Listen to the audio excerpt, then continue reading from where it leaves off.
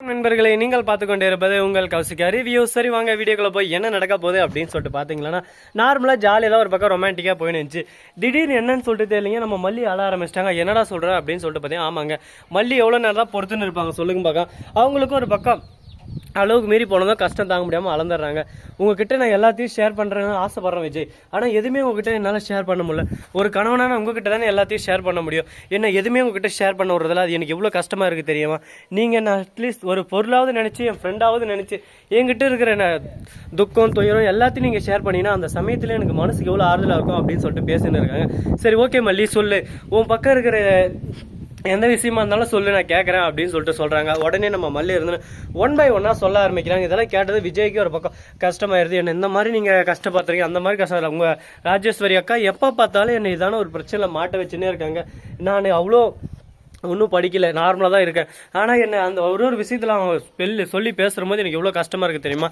அது மட்டும் இல்லாமல் நிறைய டைம் உங்ககிட்ட நான் உண்மையாக சொல்ல வரேன், ஆனால் நீங்கள் அதை கேட்கும் போது எனக்கு எவ்வளோ கஷ்டமாக இருக்குது. எல்லா தவளையும் என்ன நீங்கள் அசிங்கப்படுத்துனீங்க, ஆனால் அங்கே என்ன உண்மை இருக்குது, என் மேலே தப்பு இருக்கா அப்படின்னு சொல்லிட்டு எதுவுமே நீங்கள் ஆராயலை. என் மேலே இருக்கிற அந்த பழியை மட்டும் போடுறவங்கள பேச்சை மட்டும் கேட்டுன்னு மட்டும் என்னை ஜட்ஜ் பண்ணிங்க. என் மேலே தப்பு இருக்கா இல்லையா, என்கிட்ட ஒரு வார்த்தை கேட்டிங்களா, இதை நீ பண்ணியா மல்லி என்னன்னு சொல்லிட்டு எதுவுமே கேட்காம எல்லாமே நீங்களே தான் முடிவு பண்ணீங்க. நான் பண்ணது எல்லாமே தப்பு தான் மல்லி, என்னை மன்னிச்சிரு அப்படின்னு சொல்லிட்டு ரெண்டு பேரும் ஒரு பக்கம் கட்டிப்பிடிச்சுன்னு அழ ஆரம்பிச்சுறாங்க. நம்ம மல்லிக்கு இப்போ தான் மனசில் இந்த பாரமெல்லாம் இறங்கிது ஒரு பக்கம். விஜய் இதுக்கு மேலேயாவது என் மேலே தப்பே இருந்தாலும் என்கிட்ட ஃபஸ்ட்டு கேளுங்க, என்கிட்ட கேட்டு அதுக்கப்புறம் நீங்கள் முடிவெடுங்க. என்னை கேட்காமே நீங்கள் டக்குன்னு என் மேலே ஒரு பழியை போடாதீங்க, அது எனக்கு ரொம்பவே கஷ்டமாக இருக்குது அப்படின்னு சொல்லிட்டு சொல்கிறாங்க. அந்த விஷயம் விஜய்க்கும் இப்போ தான் புரிய வருதுங்க. ஏன்னா விஜய் மேலேயும் ஒரு பழி விழுந்துச்சு. இந்த கனடா போகிறதுக்கு ஏதோ ஒரு ரீசன் சொல்லி கேன்சல் பண்ணாங்க. என் மேலே தப்பே இல்லை, எதுக்குடா நீங்கள் கேன்சல் பண்ணுறீங்கிற மாதிரி அவர் கோவம் வந்துச்சு.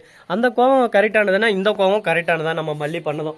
மல்லியும் என்ன பண்ணுவாங்க சொல்லுங்க பார்க்கலாம். அவங்க மனசில் இருக்கிற எல்லாத்தையும் எதனா புருஷங்கிட்ட தான் சொல்ல முடியும்.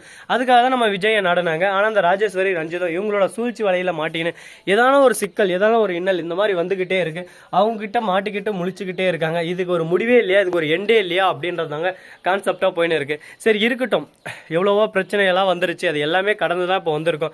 எது ஒன்றுத்தையும் நம்ம கடந்து முயற்சி பண்ணாமல் வர முடியாது. அது எல்லாத்தையுமே கடந்தால் மட்டும்தான் நம்ம வாழ்க்கையில முன்னேறி வர முடியும். அந்த மாதிரி தான் நம்ம மல்லியோட சுச்சுவேஷன். இப்போ நம்ம ராஜேஸ்வரி இப்பயும் சும்மா இருக்காம ஒரு பக்கம் ஃபோன் எடுத்து அடிச்சுக்கிட்டே இருக்காங்க. நீங்கள் தொடர்பு கொள்ளும் வாடிக்கையாளர் தொடர்பு எல்லைக்கு வெளியே உள்ளார் அப்படின்னு சொல்லிட்டு அவங்களுக்கு வந்துகிட்டே இருக்கு. ரிப்பீட் ரிப்பீட் ரிப்பீட் ரிப்பீட் அமுத்தினே இருக்காங்க. ரிப்பீட்டா அதே தான் வருது.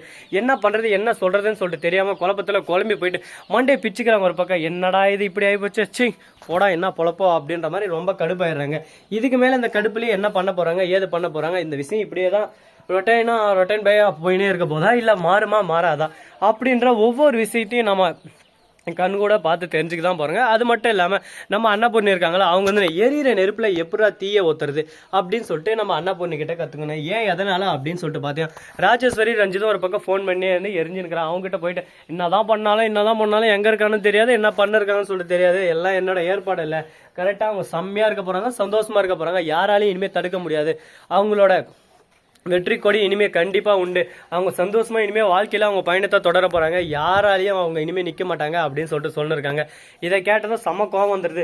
இவெல்லாம் பேசுகிற நிலைமைக்கு நான் ஆளாயிட்டல அப்படின்னு சொல்லிட்டு கடுப்பில் உட்காந்து இருக்காங்க ஒரு பக்கம். என்னங்க பண்ணுறது, நடக்கிறதா நடக்கும், அதுக்கு நாம் ஒன்றும் பண்ண முடியாது. எல்லாமே அந்த கடவுளோட அருள் தான், அந்த அருளால் தான் எல்லாமே நடந்துன்னு இருக்குது. அதுக்கு முன்னாடி நம்ம எதனா பண்ண முடியுமான்னு சொல்லிட்டு பார்த்தா கண்டிப்பாக வாய்ப்பு இல்லை. அதுக்கான எல்லா தருணமும் உங்களுக்கே நல்லா தெரியும்.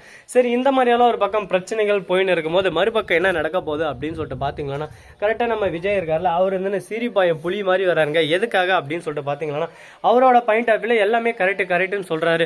நம்ம ராஜேஸ்வரி கிட்ட, ராஜேஸ்வரி எங்கடா போனா நைட்டெல்லாம் அப்படி இப்படின்னு சொல்லிட்டு கண்டமணிக்கு திட்ட ஆரம்பிச்சு. நான் ஒன்றும் குழந்தை இல்லக்கா, ஏங்க அந்த மாதிரி பதறி போயிட்டீங்க, எனக்கு பதட்டண்டா அந்த மாதிரி அப்படி இப்படி போய் இவ கூட எதுக்கடா போனா, இவ யாருன்னு தெரியுமாடா, இவர் எச்சடா அப்படி இப்படின்னு சொல்லிட்டு, இவ என்னோட மனைவி, இவ கூட போனாலும் என்ன தப்பு இருக்கு, ஏன் நீங்க இந்த மாதிரி பேசுறீங்க, நீங்க பேசுறதே தவறா இருக்கே அப்படின்னு சொல்லிட்டு தவற எல்லாமே இப்பதான் புரியுது அவருக்கு கொஞ்சம் கொஞ்சமா.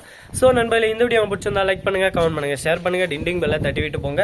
அப்பதான் நாம் போற அடுத்தடுத்த வீடியோ உடனுக்குடன் வரும். மிக்க நன்றி. தேங்க்ஸ் ஃபார் வாட்சிங். Tata, see you. நன்றி, வணக்கம், வந்தனம், வருக தருக.